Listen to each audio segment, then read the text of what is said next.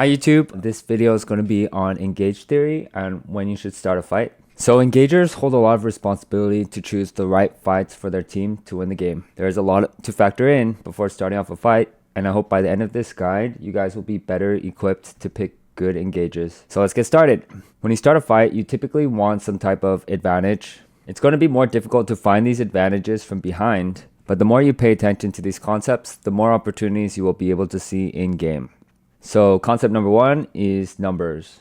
Whenever you have more numbers in a fight, you are more favored to win. It's an extra health bar and an extra set of spells to utilize. When you recognize that you will have more people, it's good to try to force your agenda on the enemy, whether it's contesting vision, diving, invading camps, starting objectives, etc. It's easy to identify an immediate numbers advantage, but what about delayed? When you choose a fight, you have to factor in who can show up. If I start a fight bottom, for example, the mid laner with prio can move first.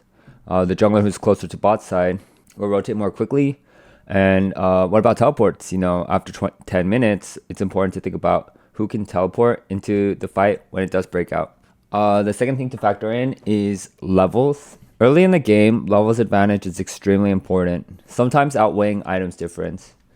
Not only is it an increase in stats, it's also an increase in the strength of spell. Specific windows that are usually always good to engage on are level 2 to 1 when you have an extra spell over them, and level 6 to 5, which is your ultimate advantage. Be sure to factor in champion specific spikes as well, such as Draven level 2 being a lot stronger than let's say like a Jinx level 2, and obviously like Kassadin 16, stuff like that. Next up is items. It's important to press tab after bases to check on item differentials. In early game, you want to pay attention to who has the better components on base, and later in the game, you will want to look at full item completions.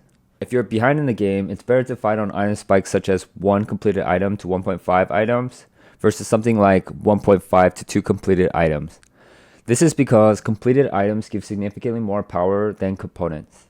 In lane, typically matchup and levels is more important than items, so you can still fight behind in items if you have a favorable lane matchup or more experience. Ideally, you want to fight around and enable your strongest team members, typically the ones with more items and levels, and avoid or deny their strongest team members. For example, if I see my top lane winning hard, I will try my best to create fights around them, such as going to void grubs or waiting for their rotation before objectives. The next concept is vision advantage. Getting good vision allows you to have much more info, such as where the enemy is rotating their champions. This will easily let you identify where you will have the numbers advantage. In the same vein, denying vision is equally important. When the enemy team is lacking vision, you gain the element of surprise. It's a lot harder for the enemy team to react quickly with less info. Oftentimes, even with numbers disadvantage, you can burst down someone face checking into vision before the enemy team can even react. And I think this is a very important concept is cooldowns. I think cooldowns are the most important thing to track when it comes to choosing the right fight. First is summoner spell cooldowns. A carry without flash becomes an easy target, especially if your team has flash advantage. Even if this carry is above the item curve, it doesn't matter if you can just one-shot them under CC. So it's important to track flash, right? 5 minutes cooldown, and cleanse sometimes for CC champions. I believe that's 3.5 minutes. Next is ultimate cooldowns. If the enemy team just want to fight but doesn't have their ultimates up for the next fight, it can be a good time to fight again when they're on cooldown. This is especially important for long cooldown ultimates such as like Sejuani or big teamfight ultimates. It's not as important for shorter ultimates or stuff like Pyke ulti, stuff like that. Lastly is basic spell cooldowns. This is mainly important in lane where you want to be engaging when important spells are on cooldown. The more cooldowns you can memorize, the better. So for example, off the top of my head, Ezreal E is 26 seconds, Morg E 26 seconds, stuff like that. Karma Q like 8 or 9 or 7. Just like having a generic idea of the cooldowns will help you punish them better in lane. Yeah.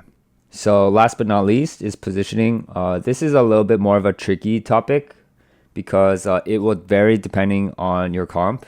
So when choosing a fight, you need to pay attention to your team's positioning because they are your follow-up. And you need to pay attention to your team's positioning relative to the enemy teams. Generally, you want to select a target that your team can follow up on while also being wary of what the enemy will respond with when you go in. Be sure to identify the key threats and save specific cooldowns for them. Here are some tips when it comes to positioning. If you are front to back team comp, you want to make sure your team is in formation before engaging. This means tanks in the front, carries in the back. If your team comp is front to back or back to front, you want to wait for the flankers to be in position or try to enable them with TP wards. Certain team comps perform better in chokes and others in open space, so you really want to pay attention to where the location of the fight is. And when you're behind, a favorable place to fight is typically when the enemy tries to hit your turret.